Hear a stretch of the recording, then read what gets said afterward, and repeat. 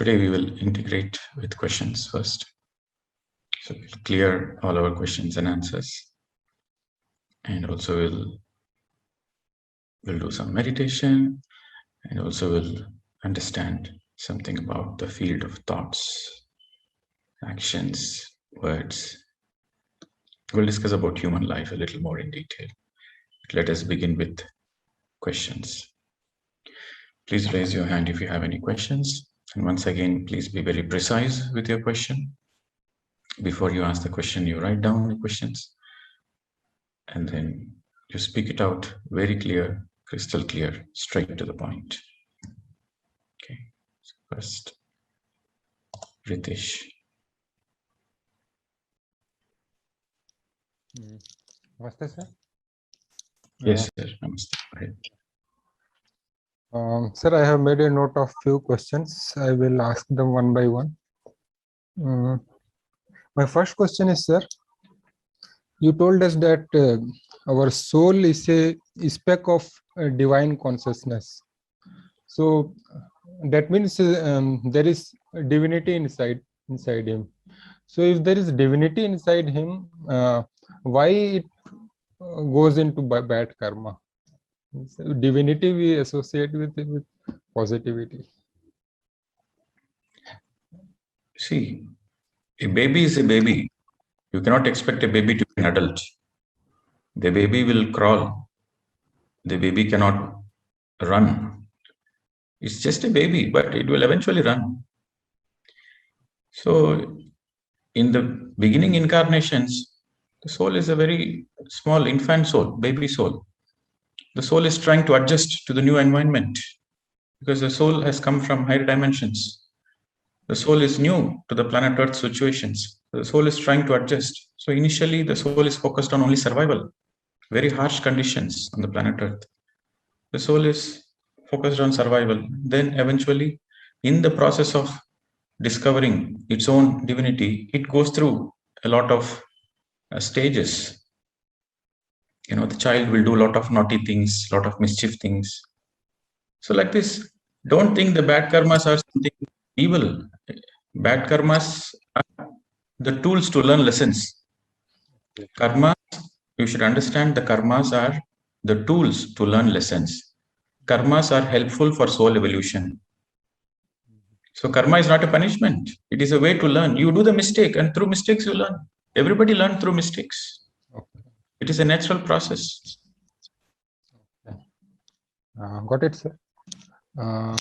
Sir, you also told about this garlic, that it was created by dark forces. So could you tell it about how actually these dark forces or evil forces, they actually came into being? See, there is two sides. Like we have white brotherhood. Okay. You know, similarly we have dark brotherhood. Okay. There are two parties. White brotherhood live and struggle, and they die for the cause, for the divine cause. They are white brotherhood. Okay. Similarly, black brotherhood, they live, they even die for their cause of their own agenda, which is like control, domination. You know, for example, on the planet Earth, you see there are two parties. The first, you have souls who work for the betterment of the whole planet Earth, who work for peace. And there are souls, for example, ISIS, right? The terrorist groups who wants to use the gun to terrorize everybody and to control and dominate. So they live, they struggle, and they die for their cause. So you have white brotherhood, you have dark brotherhood. Okay. The two parties. So when I say it is created by the dark forces, you have to understand the dark forces were also part of the divine. There is no separation. The dark forces were also once upon a time angels, but they were misguided angels. Okay, so they are misguided angels working towards the opposition party. Okay, so in the bigger picture, everything is divine. In the bigger picture, everything is divine. But these dark forces, what we are referring to, they are misguided souls. Okay. They are the souls who are not in alignment with the divinity. They are not in alignment with the creation. They are misguided. So they work towards their own cause. But eventually, over a period of time, this dark also will come to the white only. Okay. Okay, it's a constant game. It's a Maya. So maybe like end of Kali Yuga, start of Satyug. That It's not, yeah, the yugas plays a role, but it's all about the individual soul. You see, you have dark, you have white, but there is something in between gray area. There is a gray between white and black. Okay. You have black brotherhood, white brotherhood. And in between, there is a gray area. That means the gray area people, they are doing bad things. But somewhere they have that feeling that, oh, maybe I should not do this. Even though they are doing bad things, but they are ready to change. But they don't have any guidance how to change. They want to change, but they don't know how to change. So because they don't know how to change, they are stuck in doing bad things. That is called gray area. Okay. So first the gray area will come to the white. First black, gray, white.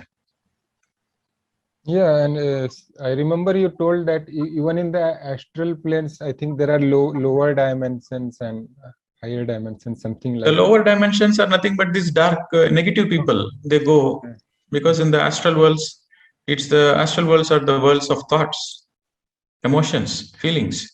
So these negative people, they have negative thoughts. So they manifest negativity because of their own negative thoughts. They manifest. There is no hell. There is no suffering. In the God's creation, there is no hell and there is no suffering. But because of their own negative thoughts, they create the hell for themselves. It is their own creation. Understood, sir. Sir, please tell about blood donation from the spiritual perspective. Is it will it be considered as service or not? And is there karmic interference, just like organ donation here also? Naturally, there is karmic interference in general. As a general, it is a karmic interference is there. But exceptions are always there. You see, you should see every law has an exception. Okay. Every law has an exception. As a law, no.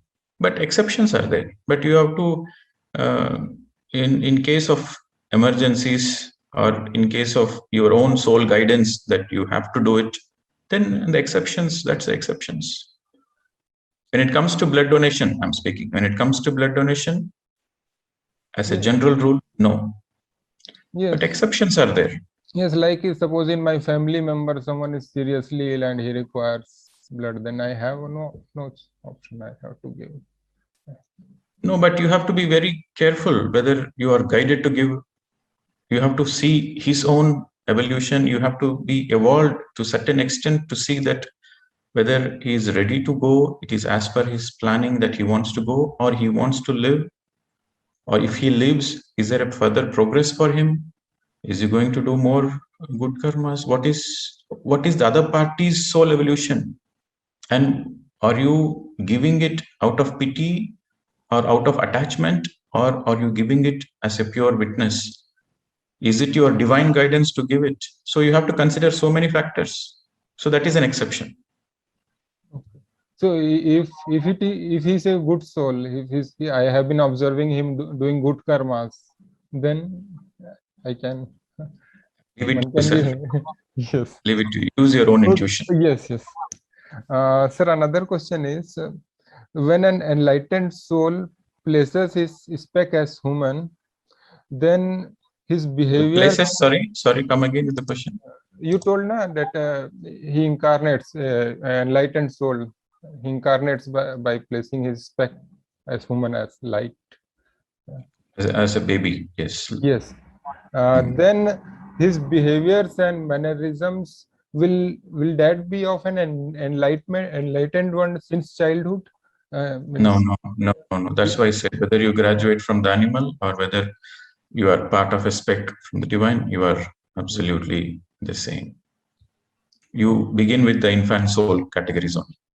Okay. So, but maybe when he grows into adult, There is absolutely no difference whatsoever. Yeah. From an animal, graduated from an animal, or a spectrum above, they both are the same. They both have to go through the same evolution. Okay. Mhm. And sir, does an enlightened person need to meditate? And if yes, why? You are asking so many questions, sir. What about others? Sir, okay, sir. Just one more question after this. It's very small question. Yeah. Okay. I think I have this answer because probably Okay, Lord sir. Hanuman is. And I sir, think it's fine, sir. I think we have to give chance to other people. Thank you okay, very sir. much. Fine. Thank you. Okay. Tenkasi Vishwanathan. Sir, I want to know about past life regression. How effective it is for clearing bipolar or depression issues. Very precise requested. Regression might help. Regression might help, but it all depends on how willing they are to learn the lessons and integrate the lessons in general. Generally, regression might be helpful for people, for non-meditators, but once you come into meditation, you don't need regression. Once you are a meditator, once you are into Raja Yoga, you don't need any regression. For non-meditators, it might help, depending on the acceptance of the soul to learn the lessons and integrate the lessons of the day-to-day life. Possibly they are not meditating in the right way, no. So I want to ensure that they undergo that. It might help. Thank you, sir. Thanks a lot. Yes, thank you. Okay, Chitra.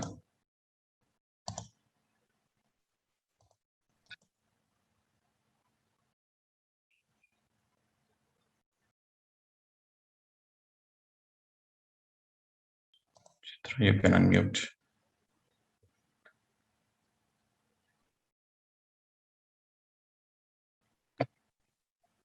Please be fast.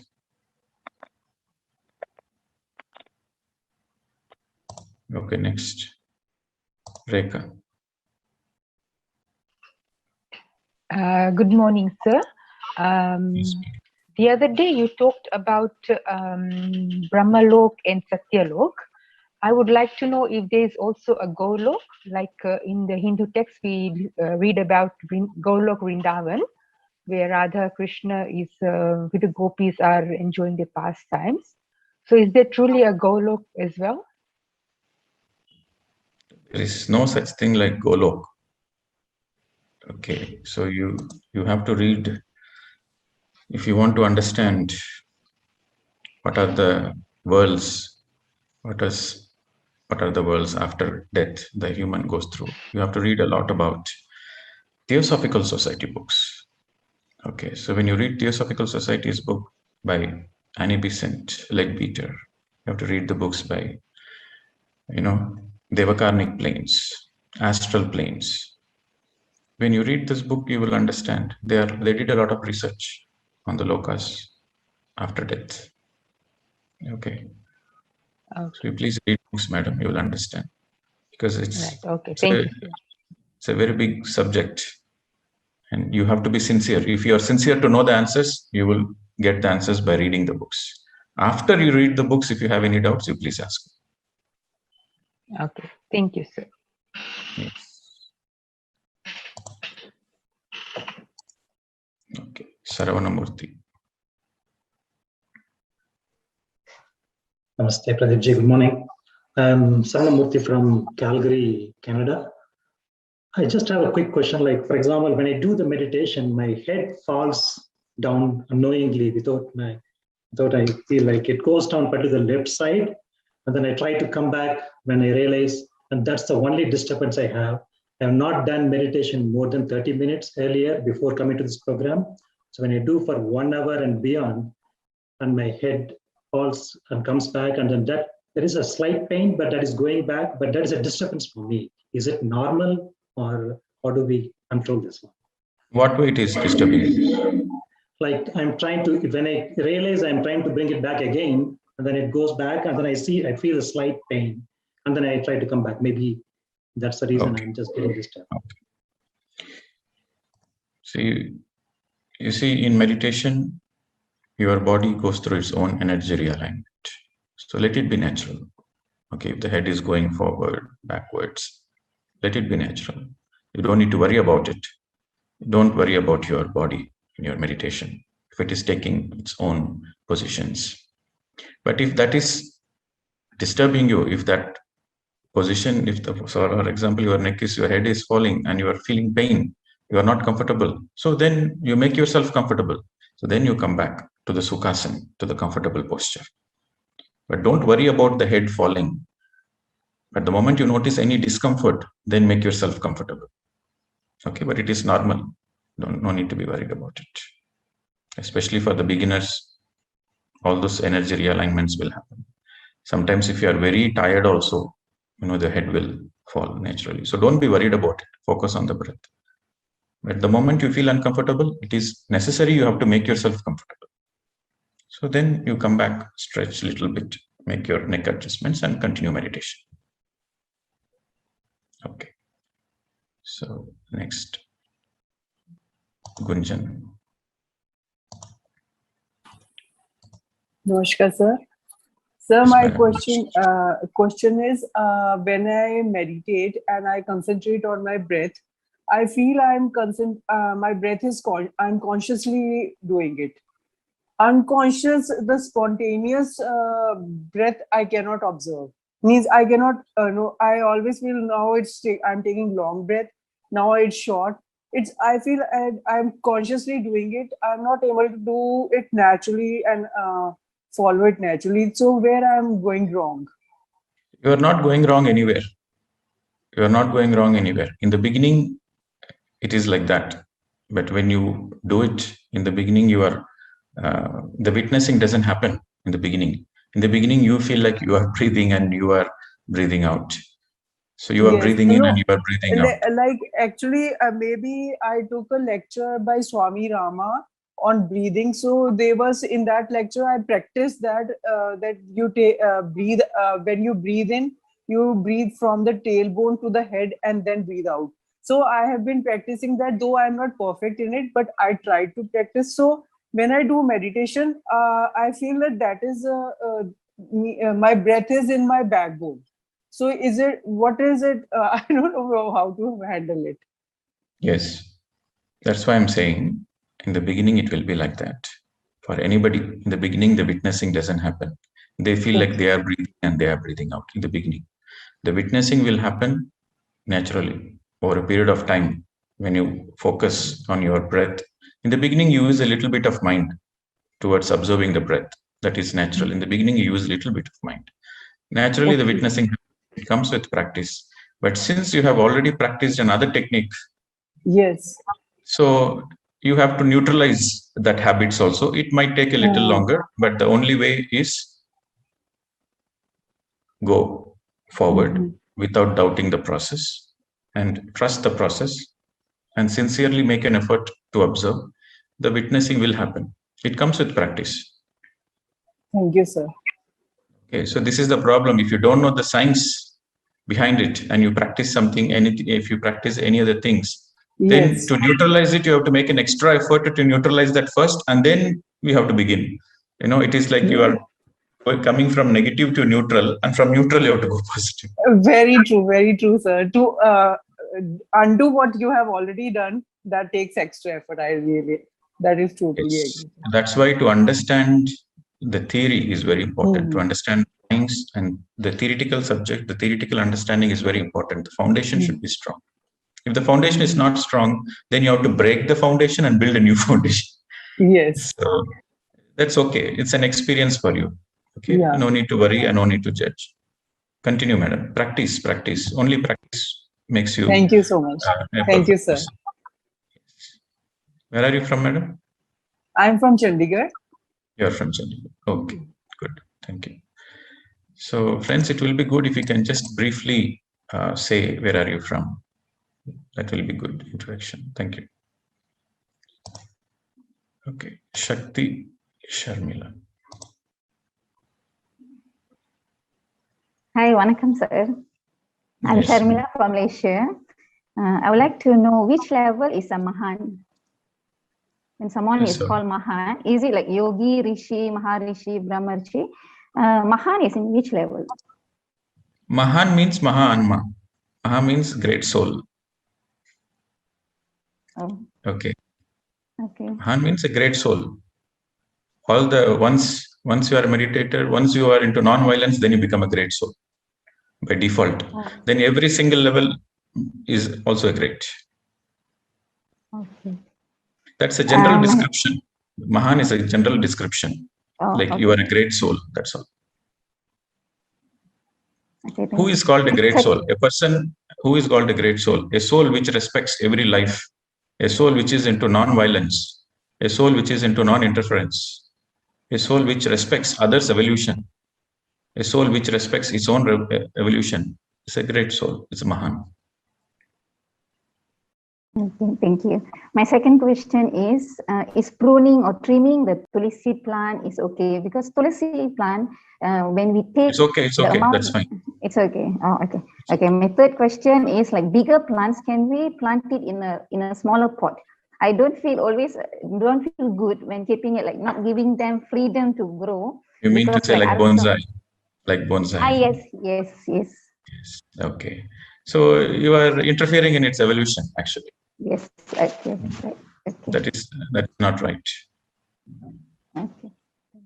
Okay. Okay. I also would like to tell I'm very glad meeting you. I mean, joining these sessions because for the past 20 years, I've been doing a lot of whatever that you taught here. I have been doing experiment on my own, like for example, water fasting. I went into because I didn't know to do it properly. I went into vomiting, first yellow color and then green color. I was like, what is happening? I'm just drinking water. Why? I don't know what was happening, but I understand from your class that if you're not enjoying it, you're not happy with it, then you're not doing it correctly. Even like meditation, but in the beginning process like meditation, yes, some healing happens, pain here and there, but you're supposed to, at the end, you're supposed to be enjoying it and it's supposed to feel good about it. Thank you very much. Thank you. Right. Next, Shailaja.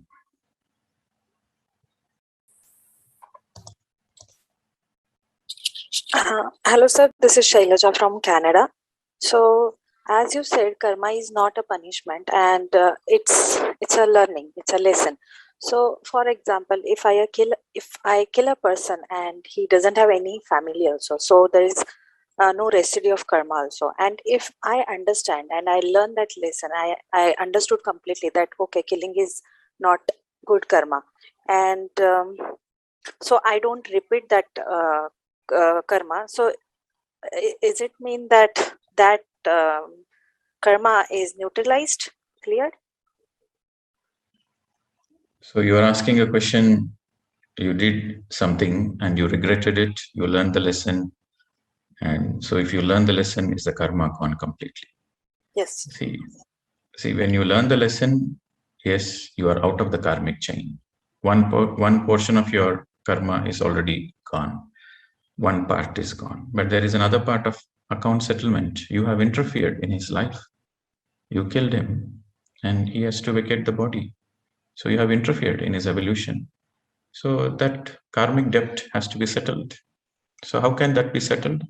Even though you regret it, even though you learn the lesson, even though you're out of the chain. You're out of the chain means you're not going to repeat the same mistake.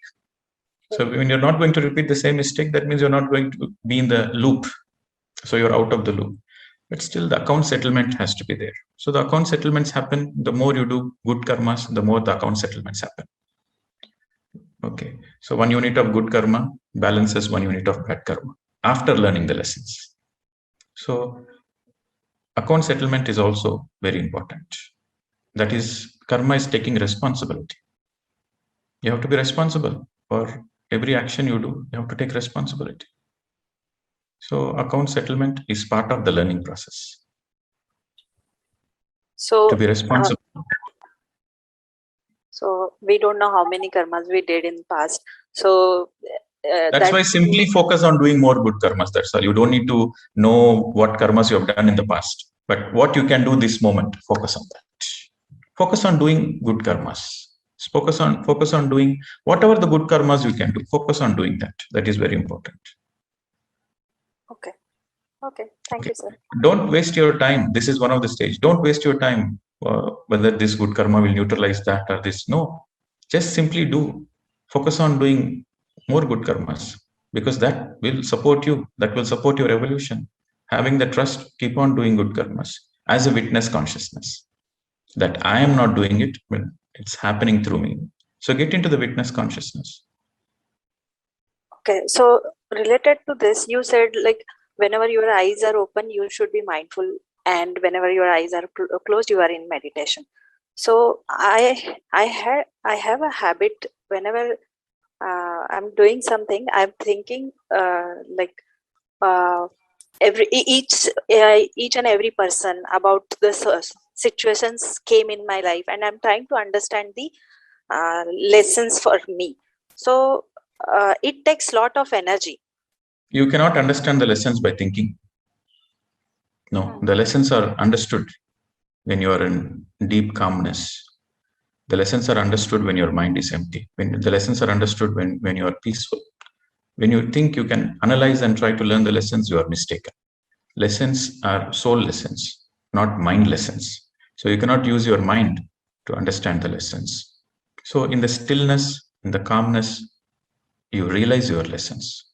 You understand your lessons. That comes as a natural understanding without you making an effort. Your only effort is to calm your mind, empty the mind. The understanding comes naturally. Okay. Actually, I did a course with a life coach, spiritual life coach. They told us a lot of rules and regulations. You have to undo a lot of things. You have to undo a lot of things. So that's why it is very important. You have to teach meditation right from the childhood. You have to teach meditation to the children so that they don't go through all those processes and then make an effort to undo it and then start from zero. Okay. So whatever the training you have gone through the past, you have to undo it. No other way. And I learned Reiki also from there only to heal myself. So what you said yesterday, you should stop chanting for 40 days and try it. So I'm trying that. I stopped Reiki completely and I'm only meditating. So let's say I have this plan for 40 days. So if it works, I will stop Reiki completely. Naturally, you have to do experiment. But when you're doing the experiment, put your 100% efforts and be sincere and be scientific. Scientific means having a neutral perspective. You are not towards this and you are not towards that. You are being neutral and you are just going with your open-minded. Okay, so this is scientific temper. You are open-minded and you go with the data. You go with the research. Okay, so with that open-mindedness, being neutral, you do your own experiments. That is important. Okay, thank you, sir. Yes. Good morning, sir. I'm Pooja from Mauritius. I had two questions. One was, are dreams anyway connected to meditation? Sorry, come again. What's that? Are dreams anyway connected to meditation? Dreams. Okay. Don't analyze your dreams. Dreams are connected to many things. Okay. Your suppressed emotions might come as dreams. Your unconscious fears might come as dreams. Your unfulfilled desires might come as dreams. Okay. Or there might be some astral travel which is necessary for your understanding that might come in your dreams.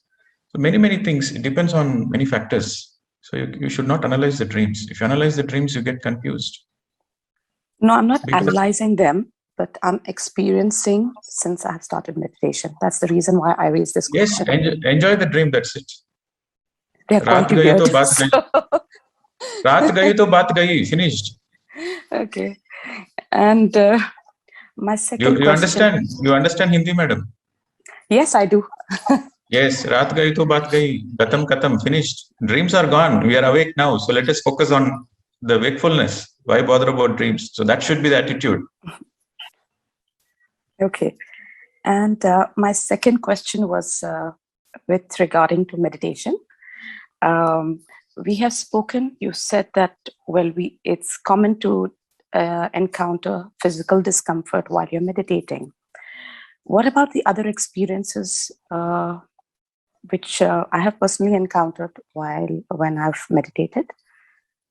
Twice I have felt foul smell. And once I have experienced, I was doing a full moon meditation with one of the masters, where I had closed my eyes and I saw a very ugly looking lady in the corner of my left eye looking at me and smiling. And I really got scared. And I just couldn't concentrate on my meditation after that. What kind of experience? How would you, This is called metaphysical experiences. Metaphysical experiences are the experiences where it's of different frequency. It's not a physical frequency, it's of another frequency. So everything, it is very common. In meditation, you get metaphysical experiences. So that's perfectly fine. Go forward. Don't analyze. So you should not analyze three things. Don't analyze your dream. Don't analyze your dreams. Don't analyze your meditation experiences. And don't analyze your life experiences. Whatever happened in the past is past. Gatam Katam. It was very scary. It was very scary. Yes, I understand. All experiences, what you experience, everything to be divine experiences. You get all kind of experiences. But don't analyze. Okay. If you analyze, then you are wasting the time and you are going in the wrong direction. The more you analyze your dreams or your meditational experiences or your past life experiences, you are wasting your time, and that will lead you to greater confusion. So never analyze. Right. Always live in the present moment. Yeah, no, it's just that I'm not analyzing, but that experience I still remember, and it was like if there is no analysis, where is the question coming from? I'm saying don't be bothered. It was very scary. That's the reason why I just brought it up. Yes. Enjoy the scariness, madam. People buy the movie tickets to watch a scary movie, That's also an experience. Enjoy it. Right. Thank you. Okay.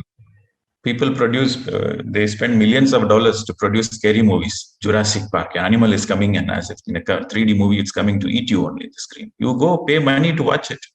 Enjoy the experience. Enjoy the experience and forget it. That's it. We live in the present moment is the goal of life. Rajendra. Yes, sir. Please unmute.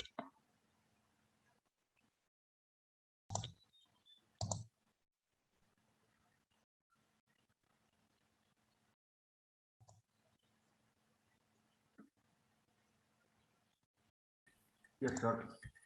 Good morning, sir. Yes, sir. Go ahead. Sir मुझे दो question है. आप कहाँ से sir? Sorry, Rajendra Vadera from Ahmedabad, Gujarat. Okay, Gujarat. Okay, one by one sir. अपो दीपो भव आप कहते हैं. मैंने रेफरेंस किया बुद्धा का सेइंग से. बुद्धा ने कहा, और at the same time Gita में कृष्ण भगवान कहते हैं कि सरेंडर टू मी, अर्जुन को कहते हैं. Yeah, he didn't say surrender to me. He said surrender to Mama. Okay, so surrender to the consciousness of me. Because surrender to the Krishna consciousness, not Krishna. So my question is, वो जैसे बुद्धा कहते हैं कि you have to do everything for yourself. No one can help you. This is what Krishna also said. Yogi Bhava Arjuna, or else nobody will help you. I can also help you. Yogi Bhava, or else nobody will help you. Krishna also said the same thing. His first statement is, hey Krishna, you are speaking too much. You close your mouth. You are speaking too much. You don't know anything about yourself. You are speaking too much. Yogi Bhava Arjuna. That is his first statement. Truth is the same, sir. Whether any master, he will speak the same truth. Truth cannot be different for different masters. It is the same. Krishna also emphasized being a yogi. Krishna never said, that is a misunderstanding, sir. The surrender means you surrender to the Krishna, the consciousness. He said, unless you reach the stage where I am, you will not understand anything. You will be stuck in this life and death. If you want to come out of it, you have to come to the stage where I am in. So he was referring to his consciousness. No master wants dependency. No master ever wants dependency. Every master wants everybody to be a master. So Krishna is a great master. He will never ever say anybody surrender to me. No, that is a misunderstanding of Gita. Okay. Next, Manjunath. Namaste, sir. Yeah. I like the book I Am That from the Nisargadatta Maharaj. I read a lot about it. And when I am read it deeply for hours, I don't feel like doing meditation. How is it, sir? If I do meditation less and read more, or vice versa? Everything should be in balance, sir. That is important. Everything should be in balance. Okay. You see, you read a lot. It is like a mixer grinder, You want to make a chutney. You want to make a delicious chutney, mint chutney. So what you do, you put all the ingredients. You put the mint and tomatoes and flavors and spices. You put everything in the mixie. But if you didn't turn on the motor, will you get chutney? No. Like that. When you read a lot of books, you get a lot of information. You get a lot of knowledge. But if the motor is not on, if meditation is not there, then the integration is not there. So only reading books will give you, you are just preparing the ingredients, but no chutney, no use. So the integration will not be there. The knowledge, simply acquiring knowledge is not going to help you. Okay. So with meditation, whatever the knowledge you have acquired through reading books, to listening to other people's experiences, whatever the knowledge you acquired through meditation, you are integrating in your life. It becomes your learning. Meditation is like the energy, the motor of the mixer grinder. Okay, it is important. You have to meditate. Along with meditation, read books. Only reading books doesn't take you anywhere.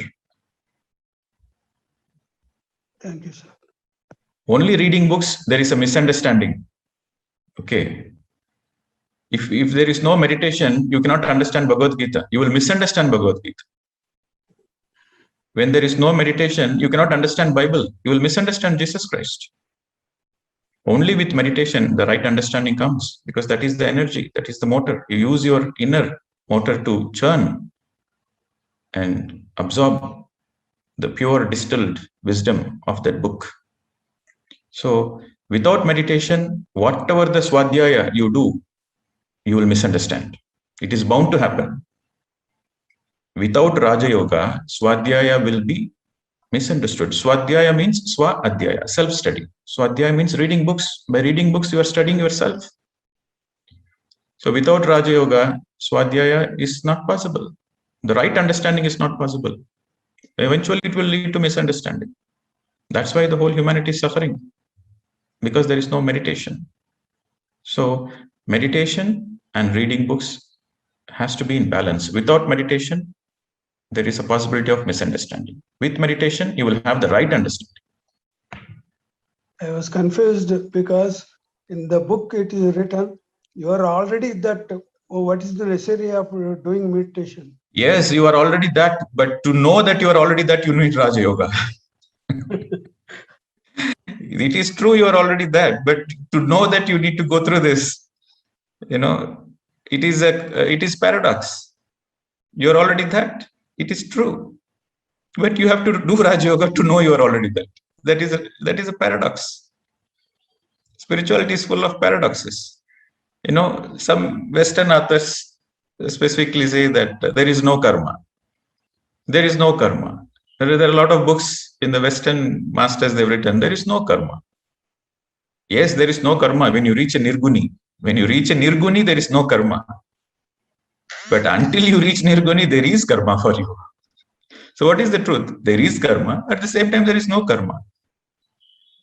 There is karma if you are a tamoguna, rajoguna, satvika guna. There is karma. Because through that karma, you have to learn, you have to progress. So there is karma. But once you reach Nirguni, there is no karma. It is like this. You are that you are. But to realize that you are, you have to do meditation. Thank you, sir. Yes. Niru. Sachdeva. Yes. Good morning, Pradeep ji. Am I audible? Yes, madam. Go ahead. I had a question. Are phobias related to past life? Phobias are related to your karmas. All your fears are related to your karmas. Past life karmas. How to overcome them? Face it. Face the fears. Unless you face your fears, you will not come out of it. If you want to come out of any phobias, if you want to come out of any fears, you have to face it. Unless you face the fears, you cannot come out of the fears. And to face the fears is not an easy thing. Okay, you need a lot of energy. You need a lot of strength. You need a lot of willpower. So energy, strength, willpower comes with the practice of meditation, mauna, mindfulness, reading books. You get all those things. So that becomes essential to come out of all your phobias. You have to face it physically also? You have to face it in every possible way. Okay. Face it one-to-one, directly. Okay. And can they be cured by past life regressions? No, madam. Phobias cannot be cured by past life regression unless you are a meditator. If you are a meditator, yes, past life regression can support you. If you are not a meditator, no regression can help you. Okay. And thank you. And one more question I had about that idol worship, which is going on from last, you're answering that. But still, like we do these rituals from long time. So now the question is coming, we worship whom? Who's God? I'm asking you, madam, who is God? You being a God, you are worshipping a stone, an idol, a statue. So who are you worshipping to? No, I had this confusion because like when we read the Vedas, like when you read Ramayana, even Lord Rama did puja of Lord Shiva. Yes, you have seen, madam. You have seen it. Is it? You opened your third eye and you saw Rama doing puja to Shiva, is it? We are reading in the scriptures. See, to read Ramayana, you need meditation. Without meditation, if you read Ramayana, you will misunderstand Rama. It is like this. If you don't know how to play football, how can you understand the greatness of a Pele? Okay, Maradona. How can you understand the greatness of Maradona if you don't know how to play football? If you don't know cricket, how can you understand the greatness of Sachin Tendulkar or Kapil Dev or Dhoni? So, unless you are a meditator, you cannot understand any master. Unless you meditate, you cannot understand Ramayana, Mahabharata, Quran, Bible. You cannot understand anything. Yeah. That is the fact. So why are all these temples made then? So many temples. See, our Hindu religion is not a religion actually, right? Mm-hmm. Because if you take any other religion, they have rules and regulations. They have got a book prescribed. They have a Bible, right? They have old commandments, new commandments, and then Quran is there. And then all those religions, they have books to say what to do, what not to, guidelines is there. That we call it as a religion. Okay. There is certain guidelines. But Hinduism is not a religion. It's a way of life. Hinduism is a very way of life. And in Hinduism, everything is experienced. Everything is lived as a representation, right? So in Hinduism, everything is considered God. They pray to trees. Trees are considered God. They pray to Tulsi. They do. So everything is considered as God. Animals, every God has an Vahana, right? The Vahana is an animal. So while you are praying to God, you are praying to the animal also. So animals are also considered God. In Hinduism, everything is seen God. Stone is a God. Bird is a God. Animal is a God. Human is a God. Everything is a God. So that's a way of life they lived. And they made a certain statues because you see, only in India, they have temples, they have sex education in temples. Okay. If you go to Khajuraho or if you go to ancient temples, on the outer periphery of the temples, you see most of the temples on the outer periphery. Okay. There are exotic sculptures. right? If you go to Khajuraho, that's a sacred temple, and you will be wondered why they have created this in the outer, but it will be only in the outer. Yeah. Because that's the way of life. Don't get stuck. That's pictorially they are saying, don't get stuck with your physical pleasures. There is something deep inside, which is much more. What you are going to experience in sex, that orgasm is only for a few seconds, but you go deep inside. It is 1,000 times. It is like, the inner is the fruit, the outer is the peel. The fruit is sweet, but the peel also has a certain sweetness. The peel absorbs the sweetness from the fruit. So it's a representation saying, don't get stuck with the peel, enjoy the fruit. So in Hinduism, everything is a way of life, to understand the life. And every aspect, every practice you do is a journey to go inwards, right? So we say namaskar. So what is this? What are you holding this hands for? When you're greeting a person, you're holding this hands and say namaskar, namaste. So what is this for? You say, I bow down to your soul because I see you as a soul. It's not your body. I know you are not the body. I know you are not the mind, but I bow down to the soul because you are a divine soul. I am a divine soul and you are also a divine soul. So in every practice in this culture takes you inner. Okay.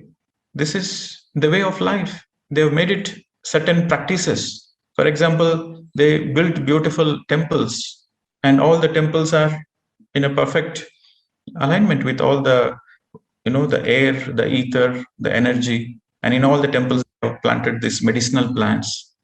And because when you go round and round pradakshanas around the temple, then you get a lot of healing, natural healing. Your aura gets cleansed because of these medicinal plants. And they made these statues as a representation. When you go to the Hanuman, if you go to Hindu temples, you'll get many statues are there. So you go, you bow down, when you see a Hanuman statue, you see that determination, confidence in you. Okay. When you see a Ganesha statue, you see that the wisdom in you. Right? Every god represents a certain aspect. Every statue represents a certain aspect. So when you see that statue, you are recognizing that aspect in you, not in them. This is Hinduism. Every statue represents a certain aspect which is in you. So when you bow down to that statue, you are not praying. You say, okay, I bow down to that quality which is in me. Okay, and if you go to the ancient temples, all the temples are built for meditation. Okay, so there is a practice in Hinduism that when you go to the temple, you have to do pradakshanas, and after you do the pradakshanas, you have to sit silent for some time before you come out of the temple. That is the goal of going to the temple. You have to sit silent after doing the pradakshanas. And all the temples are built mostly on the hilltop. Yeah. Ancient ones. So Hinduism is a way of life which takes the human to go deep inner. Okay, but people don't understand it.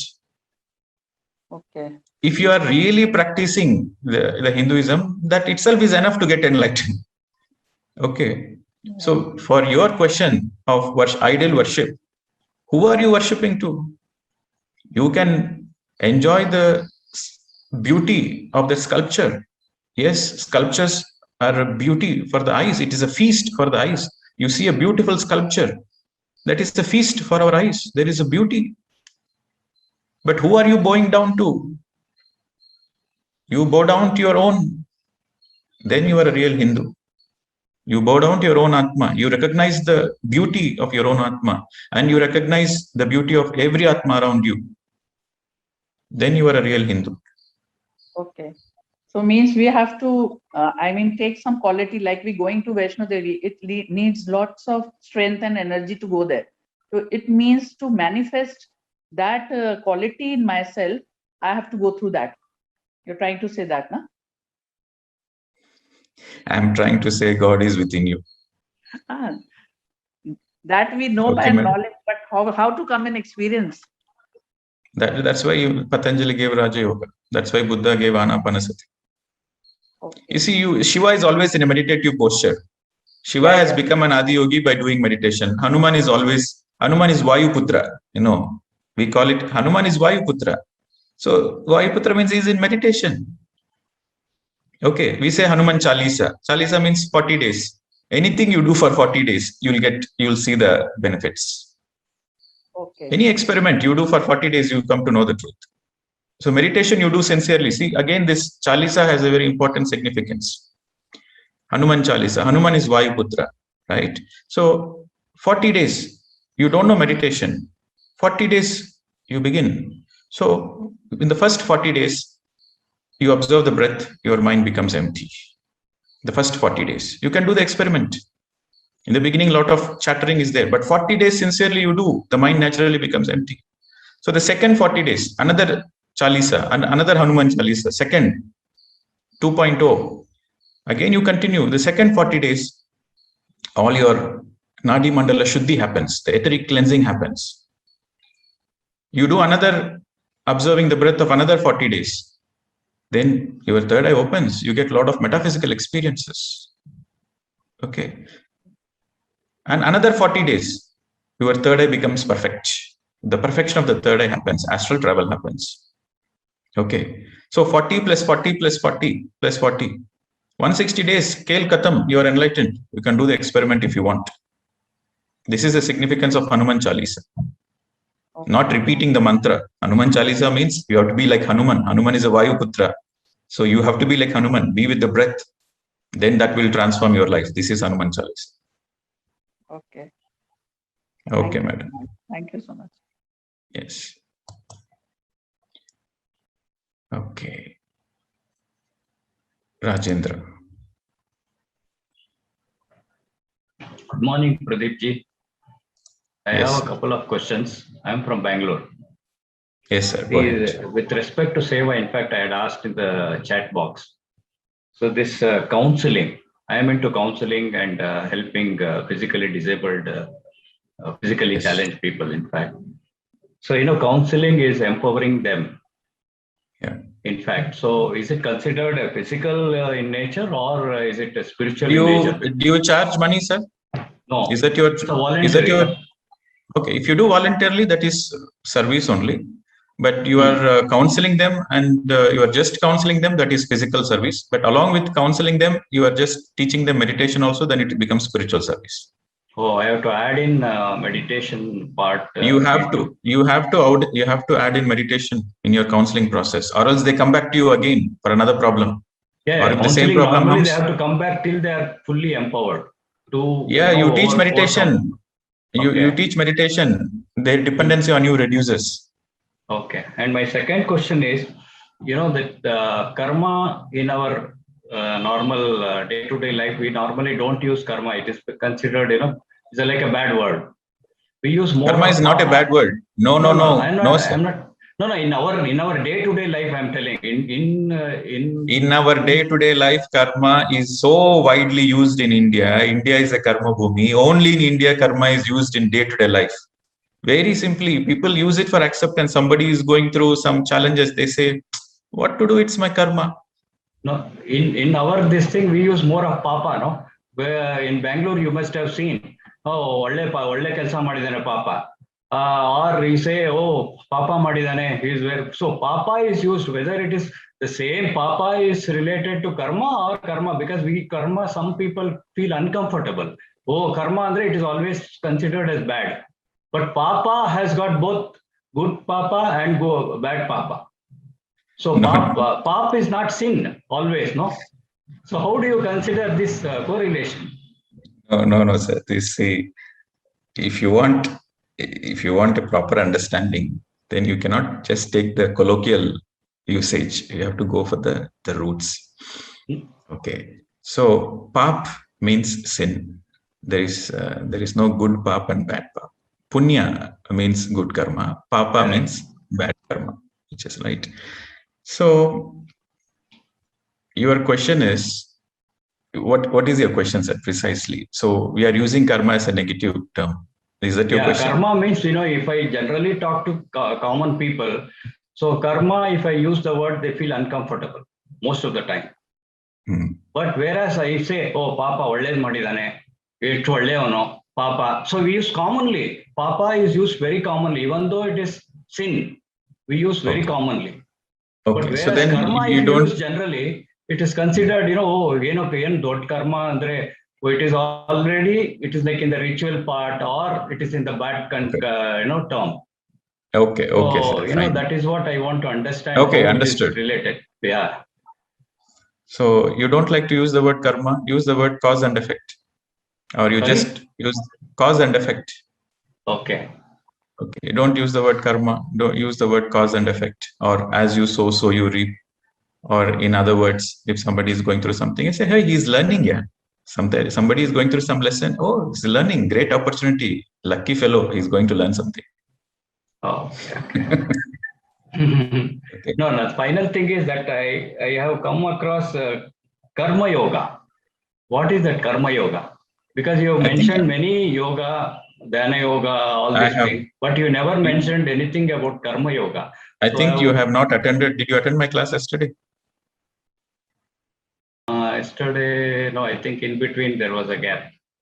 Yes, you please listen to the yesterday's class. Yesterday I covered in detail karma yoga. Okay, thank you, sir. Sorry, thank you.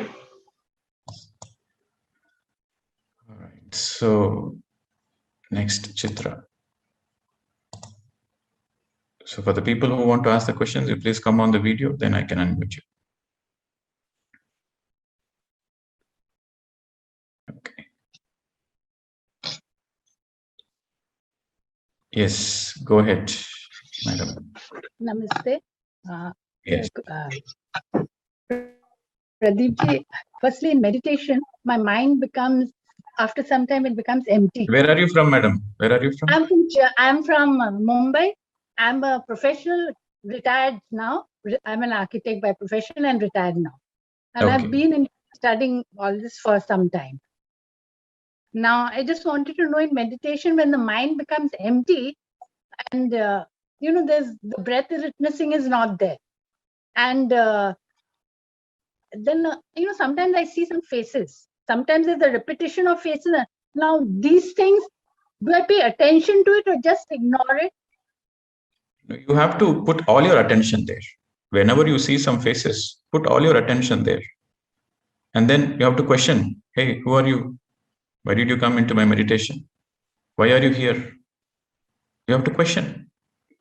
So unless you question, what benefit you have by seeing that face?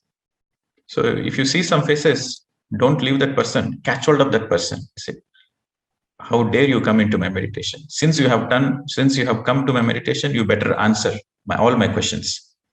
Who are you? Where did you come from? What is your teachings? So catch hold of him. Oh, okay, that's a revelation for me, that I must do this, because it's been happening. And sometimes it's different faces. Yes, catch hold of every single person. Galla pakadna. Okay. But I don't try to force myself to get back to witnessing the breath at that time, no? Doesn't matter. See, when that old fellow or any face, when it leaves, when the experience goes away, then you come back to the breath. In meditation, whenever you're going through some metaphysical experiences, enjoy that experience. Focus on that experiences. And once the experience will not be there forever. The experience will come and experience will go. Once the experience goes away, then you come back to the breath. Okay. And this witnessing is being done by Atman. Witnessing is the very quality of the soul. Yeah. So it is Atman doing it. Yes.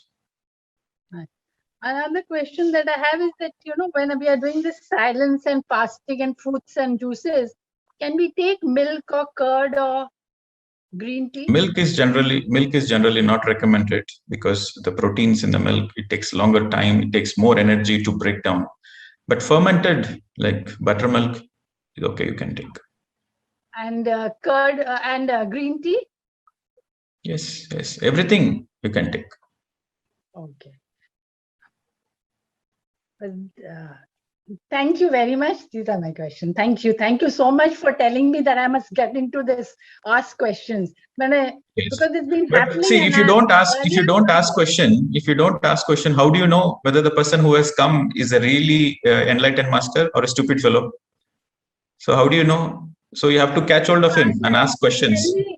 Tell me how, why are you here? What do you have to tell me or something like that? Yes. I say, how dare you come? You better tell me. Who are you? Reveal Ask yourself. like that? How dare you come? That should be the attitude. That should be the attitude, right? So when you have this kind of attitude, low frequency beings will not come to you. Only higher masters will come to you. Oh, okay. Thank you so much, because this has been happening not in this way, earlier also in meditation, but I used to sort of say, no, this should be not there, like that. Okay. Thank you very, very much. Thank you. Yes, thank you.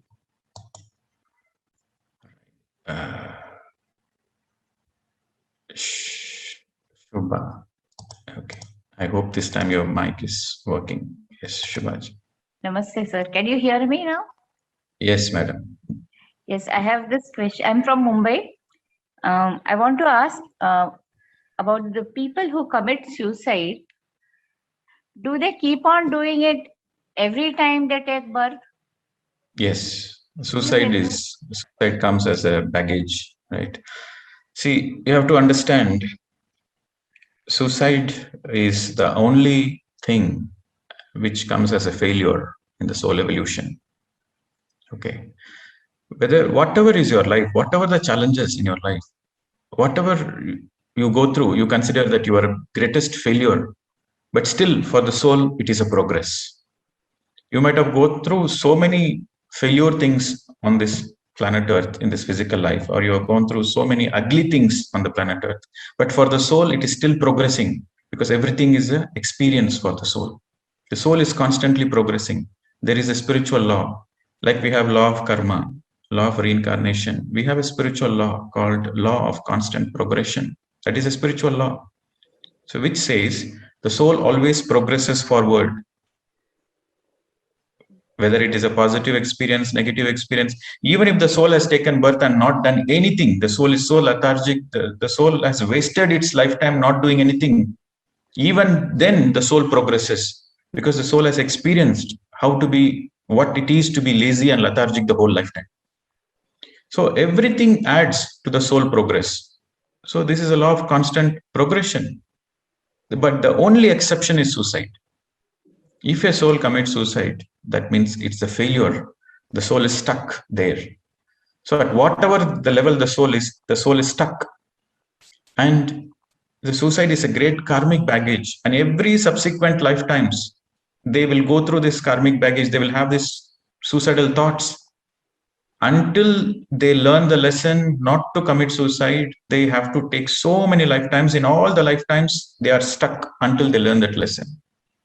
So suicide is the only failure in the soul evolution, or else everything else is a positive experience. Everything else is a soul. Everything else contributes to the soul progress except suicide.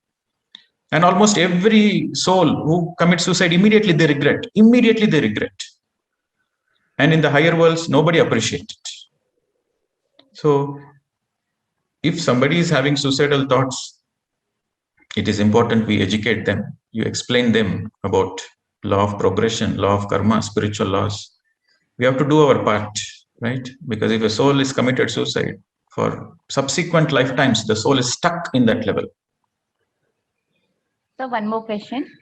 What happens to their children? Do they show the same trend? No, it's all individual. It's all individual. So if one person is having the karma of the suicide, it doesn't mean the children also should have the same karma. No. Thank you so much, sir. Yes. Okay. So next, Abhijit.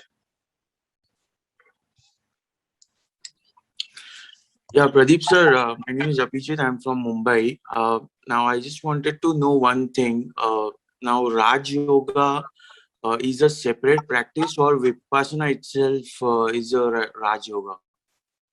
Raja Yoga means You are with your normal, natural, peaceful, simple, tranquil breath. You are with your Sukha, you are in Sukhasana and Sukha Pranayama, that is Raja Yoga. You are sitting comfortably and observing your natural breath, that is Raja Yoga. And when you ask about Vipassana, there is a great misunderstanding about Vipassana. Okay, so what they actually do in Vipassana is not Vipassana. It is Kayanupasana. Okay, so first, Anapanasati, right? You observe the breath. You observe the breath, natural breath, that is Anapanasati. In Vipassana, they begin with Anapanasati. Okay, but later on, they ask you to focus on the energy movements in the body. That is where they are doing the mistake.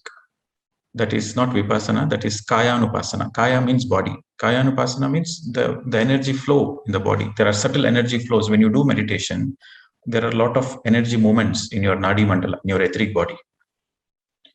So that is the second stage. The first stage is Anapana. The second stage is Kayanupasana. Kaya means body. Kayanupasana means you are witnessing the changes in the body. You're witnessing the energies in the body. That is Kayanupasana. And after all the etheric cleansing happens, then Vipassana happens. Vipassana is opening your third eye. And third eye perfection is Vipassana. So when you're observing when you're doing Anapanasati, you get thoughts. So you come back to the breath. Again, you enter the second stage, Kayanupasana. So in the Kayanupasana, you feel a lot of energy movements. So you are witnessing the breath and you are also witnessing the energy movements in the body. Your body goes through a lot of changes, energy changes, energetic realignment will happen. So as you are witnessing the breath, you are witnessing all the changes in your body. You are witnessing the pain, you are witnessing the kundalini, you are witnessing everything. And when all this Nadi Mandala Shuddhi happens, then the Vipassana happens. So for that, again, you have to come back to the breath. But what is happening in the so-called Vipassana practices, centers, what is happening is they are stuck in the body level consciousness. So that's why no enlightenment. So if you go to any Vipassana, there is silence and there is detox and there is meditation. So in Vipassana, there is a lot of healing is there. In Vipassana, there is healing, but 0 cases of enlightenment. Okay. In Vipassana, there is 0 cases of enlightenment because they are stuck on the body level. Because they misunderstand Kayanupasana as Vipassana. So, sir, just by doing Anapanasati, it is Raj Yoga, you mean to say? That's all. Okay. That's it. That's what my question was. Thank you. Yes. And the real Vipassana is not to be stuck in your body level, but to come back to the breath, to go beyond the body, to go beyond the mind, to go beyond the intellect. That is Vipassana. And that happens only through observing the natural breath. So you have to do the first step. Observe the natural breath. That will take you to Vipassana very naturally. Don't get stuck anywhere. Come back to the breath. You will have many experiences. Don't get stuck there. You will have many body experiences. Don't get stuck there. Come back to the breath. You will have many third eye visions, many metaphysical experiences. Don't get stuck there. Come back to the breath. You will have many astral experiences. Don't get stuck there. Come back to the breath. Enjoy the experience. Come back to the breath. Then enlightenment happens. That is Vipassana. Thank you, sir. Yes. Okay. Sukhveer Kaur. I have a quick question. Can we replace the reading book with the audiobooks? That is more convenient. I can. Where are you from, madam? I'm from Australia, Perth. Okay, you're from Australia, Perth. Can you replace reading books with audiobooks? Yes. Oh, that's good. I could then that way I can read more books. And I have one more quick question. I don't know if it's related to this. From very long time, even from my childhood, sometime once in a month or a week, I feel when I'm in a moment, I feel like I'm repeating this moment. I don't know why. I can't explain. Then I came to know it's called deja vu. What is that? I have explained about deja vu in my previous videos. Please refer it, madam. Okay, no worries. Simply, deja vu is something like you have a certain memory that you have been to that place and you already have certain familiarity with the place or people. So when you meet again, there is this inner knowing that I already know this, I already have this experience. Yeah. So that is called deja vu. Okay. Okay, so that might come from your past life experiences or it might be your soul planning memory.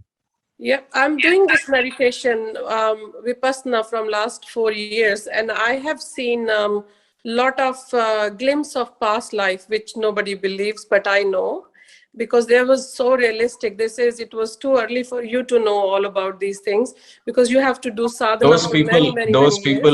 those people who are conducting vipassana classes, they have a misunderstanding. They begin their beginning is correct, their starting is correct, but the finishing is wrong. Okay. Yes. So, Okay, madam. so that was not my play of my mind. So No, what I no, have of course, it is not your play of your mind. You are right, seen, but yeah. they don't have the right understanding to understand you. And one more thing, in many past lifetime that I have seen, like maybe 13, 14, I have a very tragic end, which I don't know why. And I never lived to live very long. So that's why I completely turned my life around. Maybe this lifetime I have to just learn, or I have to go through. I don't want to go through. I want to learn. I want to graduate from those lives where I have taken on life, which was a few lifetime, then killed by someone, but which was very like a filmy scene. When I was seeing it, I knew it was me in another lifetime. And how can I progress from there so I can not go Live in through the that? present moment. Live in the present moment. Okay. Continue meditation, read more books, live in the present moment. That is the only way to progress.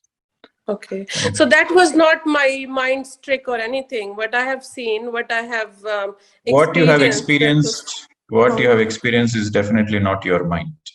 But if you want to learn lessons, you have to be in the present moment. Unless you are in the present moment, you cannot learn any experiences from the past. Okay. Okay, madam. Thank you. Continue Thank you meditation. so much. That will Thank help. you. Okay. So, Aarti. Hi. I am from Gurgaon, and so can you hear me? Yes, sir. We can't see your video, but we can hear you. Okay. Sir, my problem is that I have got some relations which are not very comfortable, and I'm going by that just because of social norms. And in order to fulfill those expectations, somewhere I feel my meditation gets disturbed, and they do disturb my peace of mind. Now, what do I do? If I continue as per social norms, I have to. If I don't, if I do, then it disturbs my peace of mind. What do I do? You have to have priority. First, you have to follow your swadharma. Okay. Before you follow paradharma, before you follow the paradharma, you have to follow the swadharma. That is the prior. That is the order. First swadharma, then paradharma. So you have to follow what is priority for your soul evolution. That goes your first priority. And after that, the second priority is all the family obligations, social obligations. But the first priority is swadharma. So I should take care of my self-respect first, rather than you take care of yourself. The respect comes from yourself. You don't take care of your self-respect. Okay, respect comes naturally from yourself. When you take care of yourself, then the respect comes naturally. Then the self-respect comes naturally. Respect is from the self. Respect you cannot take care, but you take care of the self. Then you respect yourself very naturally. right, sir. Thank you. Yes. Okay. Next, Nagendra.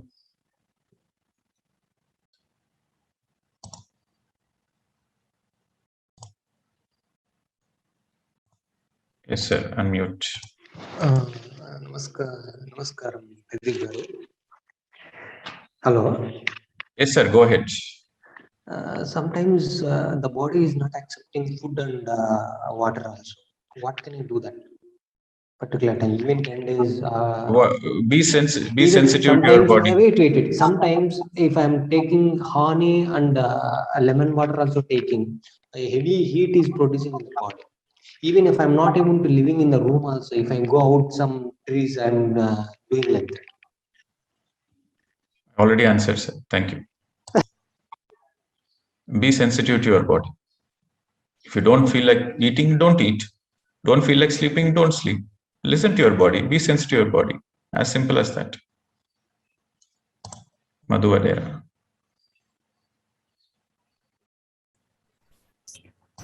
Namaskar, Pradeep ji. I'm speaking from Texas, USA. So my question is, if there is a issue, any issue in the body, let's say glaucoma or anything, and without seeing the issue in my past life, can I just think of it and put an intention and heal it myself, or no? Why you want to go to your past life? Why you want to see your? No, that's what I'm saying. I haven't seen and I'm not able to see that, but something has happened in the past life.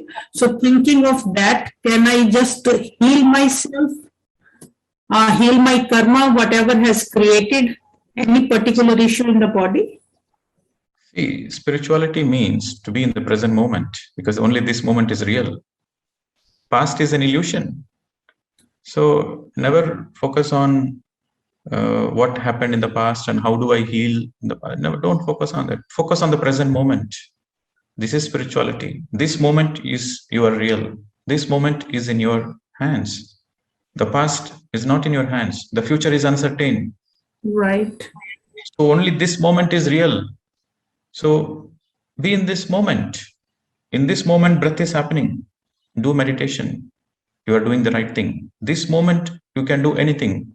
So our focus should be, see, we might have done so many past things, we might have done so many bad karmas, or we might have done so many ugly things in the past, but who cares? We don't care about the past. Past is past. But the results of the past is in the present. If I'm happy today, that means I would have done good things in the past. That's why I'm happy today. If I'm suffering, if I'm having a lot of physical problems, so that means I would have done something bad in the past. So the results of the past are in the present. So what you do in the present, the consequences will be in the future. So you just understand the past manifests as present. So focus on the present. You are not happy today, you are having physical problems, you are having emotional, psychological problems. You understand that is from the past, but don't focus on the past, focus on the present. What should I do this moment so that I can be happy? What should I do this moment so that I can be healthy? What should I do this moment so that I can enjoy my life? So focus on the present. See, I was asking the question from the perspective of, like, some people say, okay, during meditation, I saw my past life, and because of that certain event which happened in the past, I'm having the issue now in my body. So I looked at it, I healed it. So my question was relating to that without, if I'm not able to see my past life, and if I want, can I heal myself without seeing my past life? That was my question. That's my answer. My answer is precisely that. Yes, you can. You don't need to. You see, spoon feeding is needed for who? Who needed spoon feeding? Tell me. Sorry, say it again. Who needs spoon feeding? If you are so aware, you see, if you are so aware in the present moment, and if you are so willing to learn the lessons and take this present moment, use the present moment to transform yourself, right. You don't need any past life references. But some people, they need a little bit of spoon feeding because they are repeating the same mistake many lifetimes. They're little bondu. So that's why they have to see the past life so that they can learn the lessons. Okay. But smart people, intelligent people, they can learn from the present moment. They don't need to go to the past. Okay. Thank you. Yes. Okay.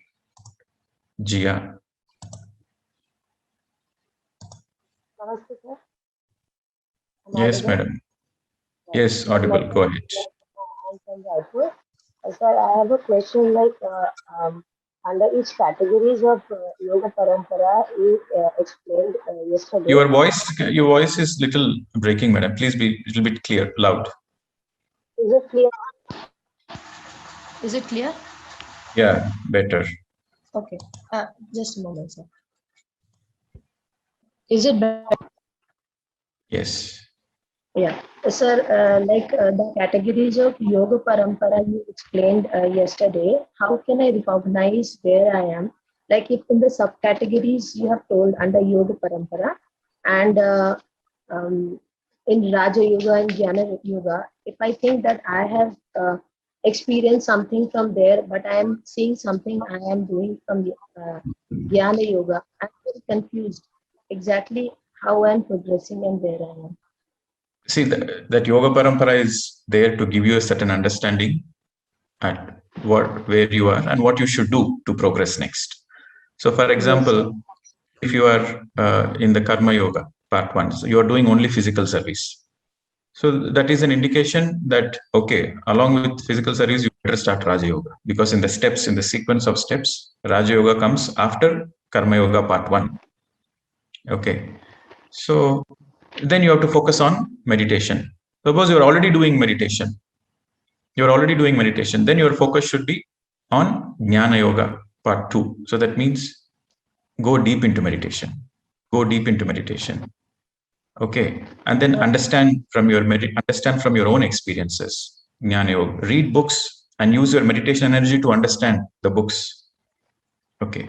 Suppose if you're in service, again there are many subcategories. How are you doing the service? Are you okay? You are doing good karma, but are you expecting any name and fame? Are you expecting any acknowledgement? If you're expecting, then drop it. Go to the next level. Do it without any expectations. Okay, so you're already doing, but you're not having any expectations also. So go to the next level. Do it as a witness consciousness, as if that it is happening through me. I am not doing it. So at whatever you are doing it, so it's a guidance that what you should do next. That is the yoga parampara. Those are the steps. So okay. I'll ask one more First you have to understand where you are at this moment, so that you see your life pattern. Do the pattern analysis. What kind of patterns you have, what kind of thoughts you have, what kind of words you speak, what kind of actions you do in your life. You see the pattern. From that you analyze where you are. So you go to the next.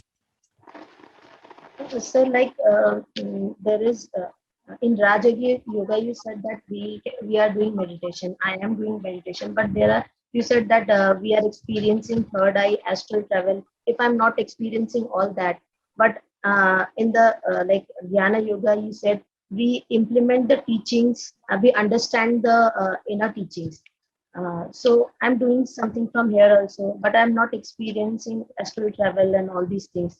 So is it That is fine. That means you don't need that experiences. See, if you're already a meditator in your past life, you already gone through those experiences, you will not get the experiences again. Once you have gone through those experiences, you will not get the same experiences again. You will get new experiences.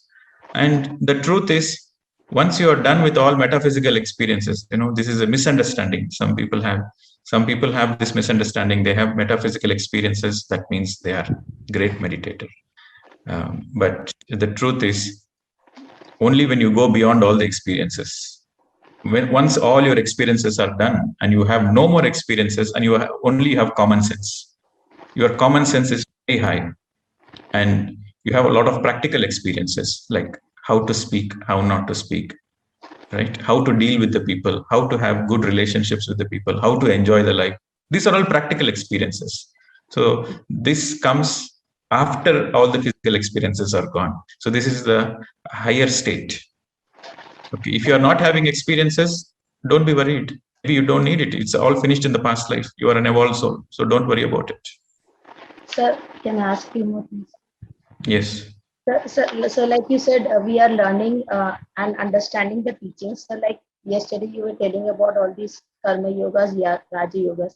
I had good amount of sleep, but I was feeling drowsy while I was listening. Even I was writing, I was understanding, but I was feeling drowsy. Is it because like I am grasping it, or is it because I'm not in the level consciousness to understand? No, it is going deep inside you. That's why you're feeling little sleepy. So that is the way it is. Sometimes you read the books, or sometimes you listen to some masters. You feel little sleepy, dozing. So that means all your outer senses are shutting off and your inner senses are absorbing it. So that is a natural state of affair. You have to read multiple times. You have to read the books many times. You have to listen to the truth many times. Then only it goes deep inside you. Yes, So the because first time you feel little drowsy, no problem. The second time you listen again. The third time you listen again. That's the way it is. because I have to listen to or read to some things many times, because it is many times I'm not able to absorb those things which are very tough. It is not understandable. So I'll ask one more thing if you. Okay, last one. Yes, sir. Sir, let's suppose we are driving and there is a dead body of an animal lying there, and I'm giving you three situations. Like somebody intentionally goes above it, and somebody is trying to go side, but the wheel of the vehicle goes above it. And another thing is like somebody doesn't know the dead body is there, but he's stamping over it. So we are doing bad karma with that. The animal is already dead. What are you doing? Sir. But if I know that it is a dead animal, but I'm intentionally going above it, so it is it a dead? It doesn't matter. It's just a body. If you are killing a life, it is bad karma. It's already a body. What are you speaking? It's There a is question no bad doesn't make sense. good deed in that. It's a common sense. It's a common sense that you are not stepping on the dead bodies. It's a common sense. It's not about karma. It's about common sense. Okay. Thank you, sir. Thank you so much. Okay. Kalyani Patel. Yes, hello everybody. My name is Kalyani. I'm from London. Sorry, I can't put my camera on at the moment. I just wanted to ask, what role does forgiveness play in neutralizing karmas? And can we not ask for forgiveness from any souls that we have ever hurt in any lifetime? Would that not help resolve some karmic debts? Okay. So you are asking about forgiveness. Okay. So you are asking for forgiveness not for the sake of others. You are asking forgiveness for your own evolution. Unless you forgive yourself, you cannot be peaceful.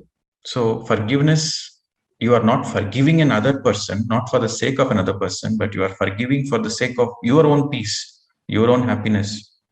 If you're having vengeance and anger, then you are suffering. So to come out of your own suffering, you forgive another person. Okay, so forgiveness primarily is for your own self. Point number one. Point number two, you don't need to ask forgiveness. Suppose you have done some mistake. You don't need to go and ask forgiveness to another person. Astrally, physically, yes, you have done some mistake. Yes, go and apologize. Please forgive me. I learned my lesson. That is okay. But you don't need to get into the guilt consciousness of going and connecting to the soul and asking for forgiveness in the astral worlds. No need. Learn the lesson. When you learn the lesson and when you repent, you regret, that's enough. So forgiving yourself is more important than asking for forgiveness. Yes, if the person is physically there, you ask forgiveness. But if the person is physically not there, you don't need to use the GPS where he is and connect to his Atma and then ask forgiveness. All those things are not necessary. Forgive yourself, learn the lessons, and understand everybody does mistakes. You should not have guilt. That is very important. When you're going through this forgiveness exercise, you should never have guilt. You have to understand everybody does mistakes, and every soul does mistakes, and every soul learn the lessons through the mistakes. Just simply don't repeat the mistake. Learn the lesson and don't repeat the mistake. Then there is no place for the guilt. Then you will have gratitude for the same mistake you have done. Because of that mistake, you have learned something. So forgiving yourself and not having guilt is very important. And you are forgiving for your own self, your own evolution, not for the others. Okay. Next, Shriya Tilak.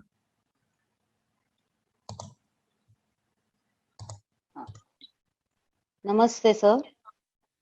In an accident, my brother became paralyzed. There is no sensation below the chest. He can cross his fingers, but he cannot cross his legs on his own. Can he do the meditation in lying position? Yes. For the people who have medical condition, they can lie down. Only for the people who have medical condition, they can lie down and still just observe the breath. That's all. Okay, sir. Thank you. Yes. Anisha.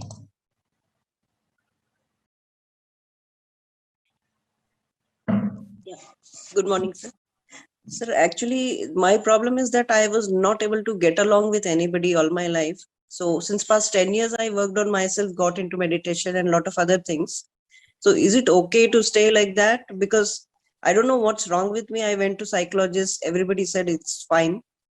So Where are you speaking from, ma'am? Bangalore. From Bangalore. Yes. Because Everything is since fine. childhood, yeah, since Everything childhood, is like fine. my parents were very aggressive. So, you know, a lot of things were there. What is your So, question, madam? What is your question? Please be precise. so is it okay to not get along well? Of course, it's okay. You be happy with yourself. That is more important. Because now I realize that the people who don't get along, they have certain selfish intentions. So You're which I not don't. bothered about others' opinion. You are not bothered about others, what they Yeah. think. But your concern should be you. Are you happy? Are you happy in life? Are you peaceful in life? So your concern should be about you. So like why I'm gathered in the, like, you know, in my maternal side, all the people are like that whom I cannot get along. On the in-law side, I am fine.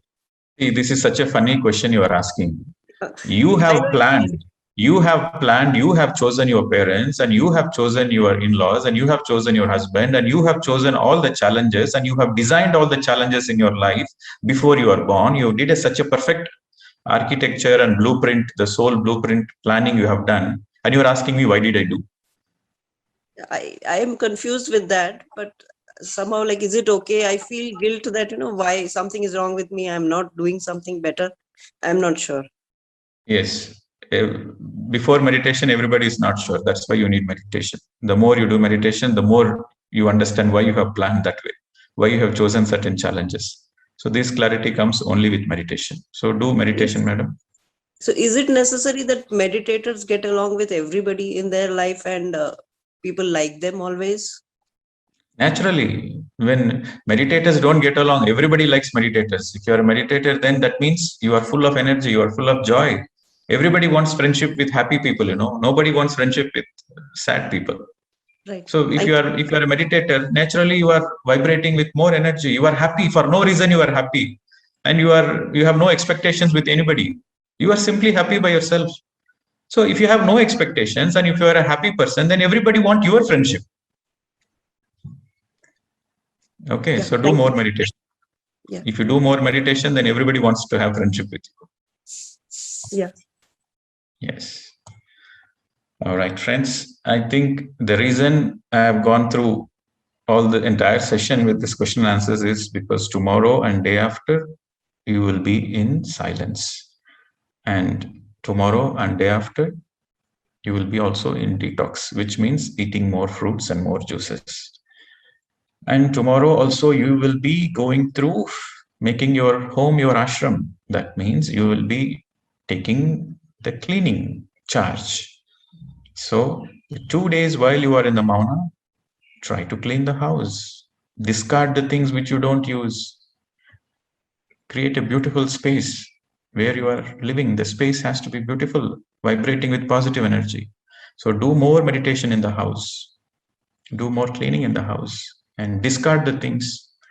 And the house should be filled with positive vibrations, music vibrations, vibrations of the fragrances of all beautiful fragrances, essential oils, agarbattis, sambranis, frankincense.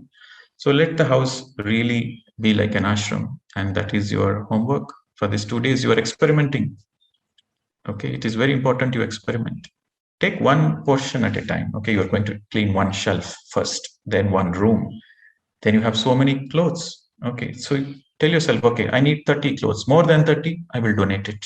Keep 30 clothes and one dress you wear every day, 2 dresses you wear every day. That is sufficient for 2 weeks. So you can wash it. So minimum, if you have minimum clothes, then the maintenance becomes easy. So take off the unnecessary things and discard it. And you have a policy. Before you buy a new cloth, your old should go out first. Whenever you are buying a new cloth, that means you should give away one of your old clothes to somebody. So you should have that policy that I will have only essential things, minimum things. Then naturally the maintenance becomes easy. Your house is full of positive vibrations. So the tomorrow, day after, we will be doing only intense meditation. Okay, so we join at 6 Indian time, 6 a.m. So 6 to 7:30, 90 minutes, we'll do the group meditation. So very powerful energy, the group meditation. And tomorrow, day after, only meditation, no discussion, because we're all in silence. And we'll see you on Monday with a new subject of manifestation, understanding life after death, soul evolution. We'll discuss more in detail about the thoughts, the thought power, manifestation, the field of imagination, the field of creativity, the field of words, and the field of kriyas, the field of karmas. So we'll discuss all those interesting things the next week.